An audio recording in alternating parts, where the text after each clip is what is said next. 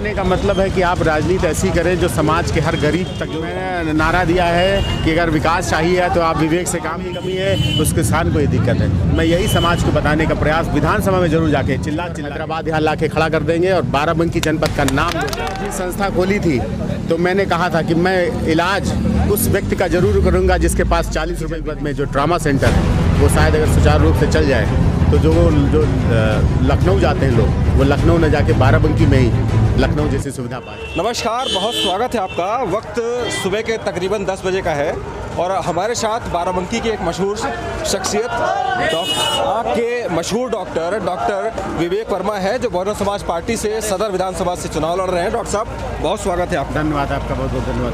Doctor साहब, चुनाव का माहौल है, क्या कहना है आपका, कैसा है माहौल? चुनाव का माहौल है लेकिन एक कर्म का माहौल है और मैं पिछले 12 साल से यही कर्म करता हूं कि गरीब को जरूर दिखा दूं। मैं सुबह 4 बजे उठा हूं और करीब 70 लोगों को यही प्रयास किया कि वो दुनिया ज़रूर देखें और दुनिया में ये ज़रूर देखें कि एक व्यक्ति ऐसा है जो 12 साल से आपके बीच खड़ा है। डॉक्टर साहब, आप आँख के डॉक्टर हैं। जी।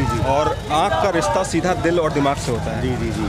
आप आँख के साथ इस समय दिल और दिमाग भी पढ़ रहे होंगे लोगों का। जी। मैं राजनीति के लिहाज से कहें तो क्या समझ में आ रहा है? मैं राजनीतिक लिहाज से मैं ही देख रहा हूँ कि क्षेत्र की जनता ने जो सर्वे किया है उसमें क्षेत्र की जनता चाहती है कि इस बार डॉक्टर को ही एक जनप्रतिनिधि के रूप में लाया जाए ताकि वो ज़रूर दुनिया को, समाज को ये जरूर बता सके कि आपको ज़रूर। मैं आपसे सर मैं आपसे मैं यही चाहता हूं कि इस बार जो जनता है वो यही चाहती है कि इस बार वो डॉक्टर को जरूर जिताए।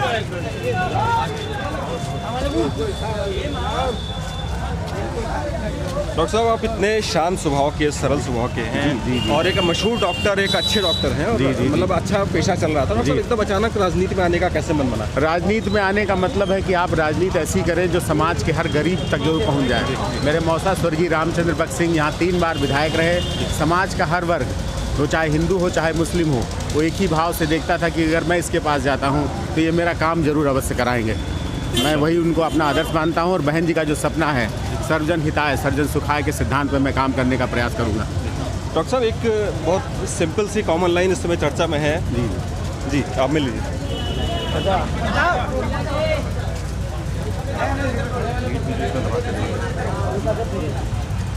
एक बहुत सिंपल सी लाइन चर्चा में है कि अगर विकास चाहिए तो विवेक से काम लीजिए। जी, मैंने नारा दिया है कि अगर विकास चाहिए तो आप विवेक से काम लीजिए। मैं विवेक खड़ा हूँ आपके सामने, क्षेत्र की समस्त सम्मानित जनता के सामने। मेरा ये मानना है कि क्षेत्र की सम्मानित जनता इस बार ज़रूर इस विवेक को सामने लाएगी और मैं अपने पूरे विश्वास से कहता हूँ मैं इसी तरह खड़ा रहूँगा। खड़ी धूप में मैं कहता हूँ कि मैं समाज को आगे ले जाने के लिए आया हूँ। डॉक्टर साहब, विवेक का 2 मतलब, एक तो आप हो गए विवेक, एक विवेक आदमी का एक कॉमन सेंस हो गया। तो इस समय किस विवेक का इस्तेमाल करना है? जनता दोनों विवेक का इस्तेमाल करेगी मुझे जहाँ तक लगता है। और इस बार हाथी वाला बटन 27 तारीख को जरूर बता देगी कि आप उस व्यक्ति को जरूर लाइए जो समाज के लिए आगे खड़ा है। डॉक्टर साहब, वो कैंपेन कर रहे हैं, लोग निकल रहे हैं, बीच में मरीज भी मिल जाते होंगे आपके। बहुत सारे अभी एक सज्जन है कि डॉक्टर साहब आ रहे हैं, मुझे दिखाना है। जी, आप कुछ परेशानी बताना चाह रहे थे डॉक्टर साहब? हाथ में थोड़ी दिक्कत है। कितने दिनों से? ये हो गया करीब 1-2-3 महीना। कभी भी मेरे अस्पताल में आइए, सुबह 9:30 बजे खुलता है। मैं आपकी सेवा में हमेशा खड़ा हूँ, कभी भी आप आइए। मैं दवा भी लिख दूँगा कागज़ पे और कलम, उस पर आप वहाँ दवा ले लीजिएगा। आप देख रहे हैं डॉक्टर साहब कैंपेन के साथ मरीजों को भी देख रहे हैं और किसी भी तरह का उनका कहना है कि जिसको संकट है वो यहाँ मिले या क्लिनिक पे मिले, वो हमेशा उनके लिए खड़े हैं। चुनाव हो या ना हो, डॉक्टर साहब उनके साथ हैं। दवा मेडिकल से आपको मिल जाएगा। जिंदाबाद डॉक्टर साहब। मैं एक आप चीज़ और बता दूं, मैं पिछले 12 साल से इमरजेंसी के नाम पे मैंने किसी मरीज़ से एक भी पैसा नहीं लिया। मेरा यही प्रयास रहता है कि वो पहले ही किसी ट्रामा से है और मेरा यही प्रयास रहता है कि मैं अपनी तरफ से मैं निःशुल्क उसको सुविधा दे सकूँ। दुकान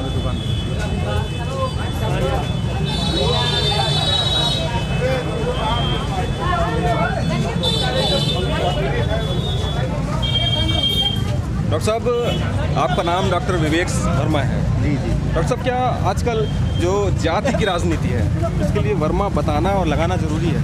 नहीं जरूरी। मैं क्योंकि पेशे से डॉक्टर हूँ और समाज में डॉक्टर का मतलब होता है हर मर्ज को दूर करना। मेरा सवाल ये इसलिए था क्योंकि आजकल जातिगत राजनीति हावी है। अभी अपर्णा यादव बाराबंकी आई थी, जी, जी। उन्होंने कहा मैं यादव हूँ, मैं मुलायम सिंह यादव की बहू हूँ। जी, मैं इस पे बिल्कुल विश्वास नहीं करता हूँ। मैं सिर्फ कर्म की राजनीति पर विश्वास करता हूँ। बहन जी का यही सपना है कि वो समाज को जरूर बताएं कि हम लोग सर्जन मिटाए सर्जन सुखाए पे काम करें। डॉक्टर साहब, आपके पास सालों से सैकड़ों मरीज रोज आते हैं, सैकड़ों मरीज सालों से रोज आ रहे हैं मोतियाबिंद का इलाज कराने। क्या मानना है समाज में जो मोतियाबिंद फैला हुआ है उसको कैसे साफ, मेरी माँ का मतलब वो मुश्किल है साफ करना, और कैसे साफ होगा? मेरी माँ का नाम विजय लक्ष्मी है, जिनके नाम से मैंने संस्था चलाई विजय लक्ष्मी। मैं अपनी माँ का नाम जरूर रोशन करूँगा। अभी तक मैं राजनीति के माध्यम से जरूर प्रयास करूँगा कि समाज में जरूर दिखाऊँ कि ये व्यक्ति वही है जो आपको 12 साल से दिखा रहा है। जी।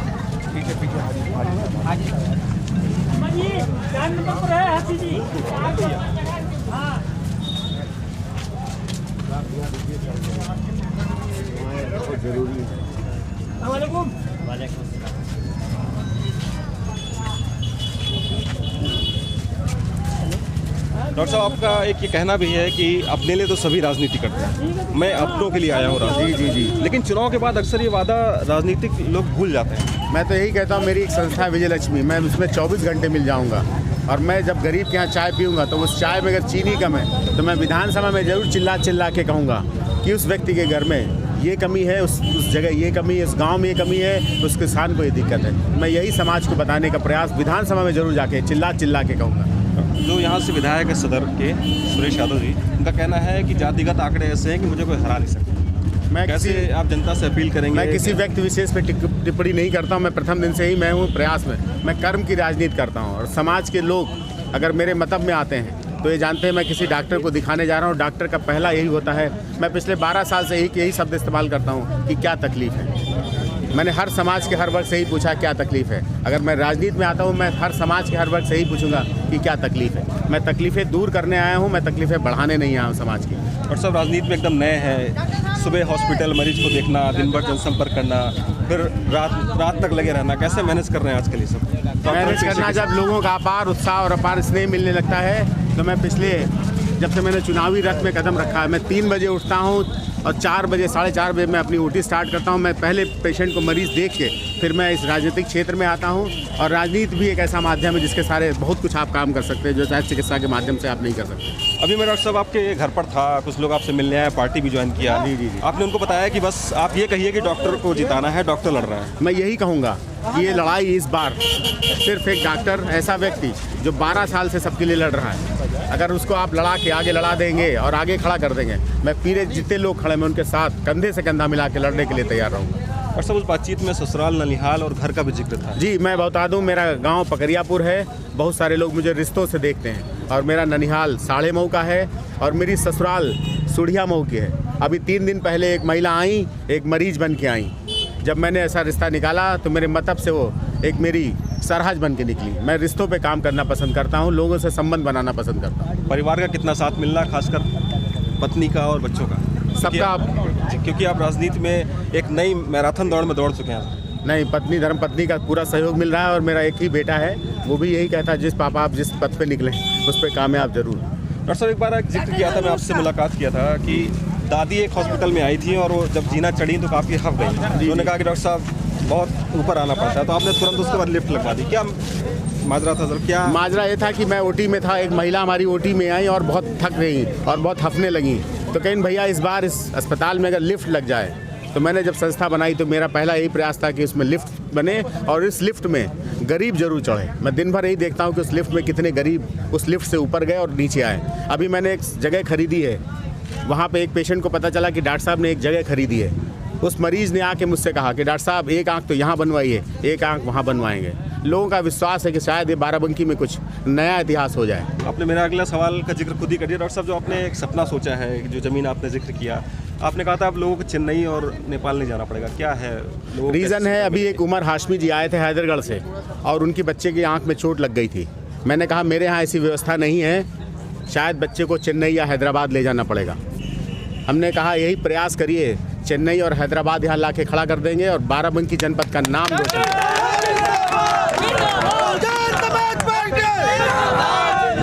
सब आज कल डॉक्टर नाम के हिसाब से फीस लेते हैं, कोई 500 1000 से नीचे बात नहीं करता है। ऐसे इस महंगाई के ज़माने में सिर्फ 70 रुपये कैसे मैनेज करते हैं डॉक्टर साहब? खर्च मैंने जब अपनी संस्था खोली थी तो मैंने कहा था कि मैं इलाज उस व्यक्ति का ज़रूर करूँगा जिसके पास 40 रुपये भी नहीं है।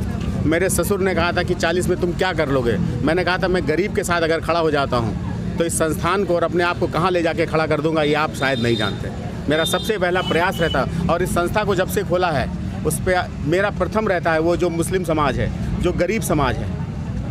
मेरा यही प्रयास है कि उसको मैं कैसे अपनी मदद पहुंचा सकूं। और विधायक जनप्रतिनिधि का मतलब होता है कि आप घर घर में जाके पूछिए कि आपके घर में चाय है कि नहीं, आपके घर में कोई दिक्कत तो नहीं। जनप्रतिनिधि का भी यही मतलब है। आप विधायक जिसको चुनते हैं उसका पहला दायित्व हो जाता है कि आपके सामने सर झुका के खड़ा हो जाए। शायद यही वजह है कि आपके यहाँ मरीजों का मेला भी लगता है और मतलब बहुत बड़ी संख्या में लोग आते हैं आपके पास। क्या अस्पताल में भी चुनाव पे चर्चा हो रही है इस समय मरीजों से?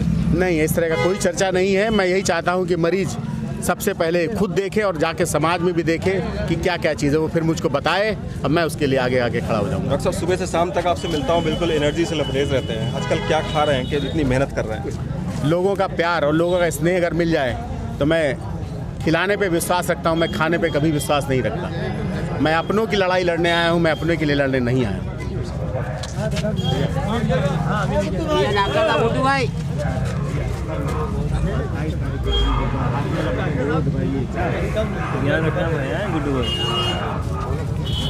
अरे आसफाक भाई, डॉक्टर साहब मेरा एक सवाल कब से आ रहा है? मेरी टॉर्च नहीं है किसी के पास?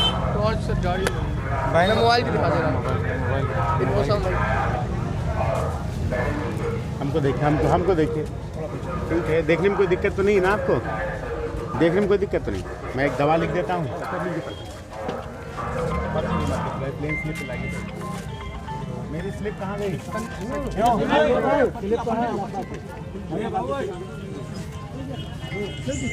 डॉट है तेरे पास? आज लेके रखा चला करो भैया।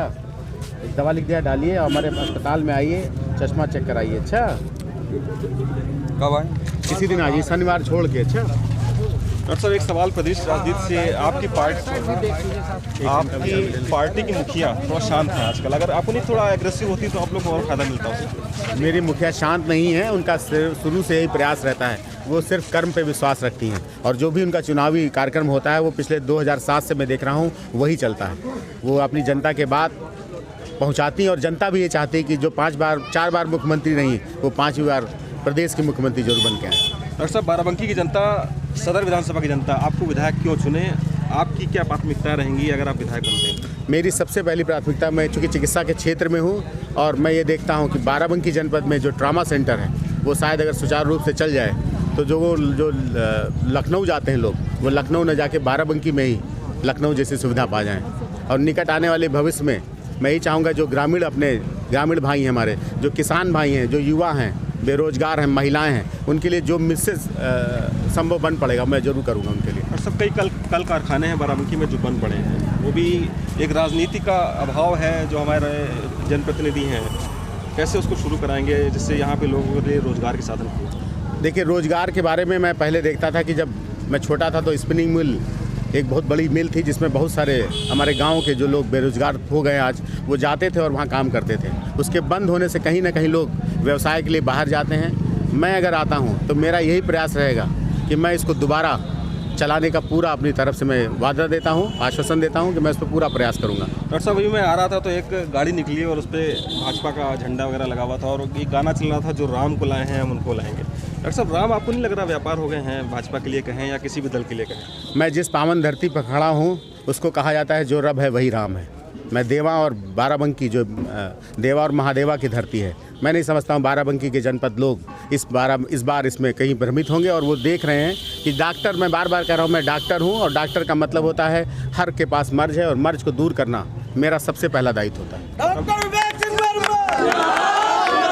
बाराबंकी की जनता से कोई खास अपील, कोई अपने दिल की बात जो आप कहना चाहें? मैं बाराबंकी की समझ सम्मानित जनता से यही कहूँगा कि ये व्यक्ति जो खड़ा है 12 साल से आपके लिए लड़ रहा है, अगर आप इसको चुनावी रथ में आगे ला के खड़ा करते हैं, मैं वादा देता हूँ कि मैं इसी तरह आपके साथ कंधे से कंधा मिला के जरूर लड़ूंगा। मैं अपने लिए लड़ने आया हूँ, नहीं आया हूँ, मैं अपनों के लिए लड़ने आया हूँ। लोग कमाने आते हैं, मैं सिर्फ नाम कमाने आया हूँ। तो ये थे हमारे साथ बाराबंकी की सदर विधानसभा से बसपा प्रत्याशी डॉक्टर विवेक वर्मा, जिनको कहना है कि वो अपने लिए नहीं आपके लिए लड़ने आए हैं और उन्हें एक बार आप जिताइए। बाराबंकी की जनता का विकास वो करेंगे, वो ये वादा कर रहे हैं और अपने दिल की बात भी उन्होंने जनता से कही।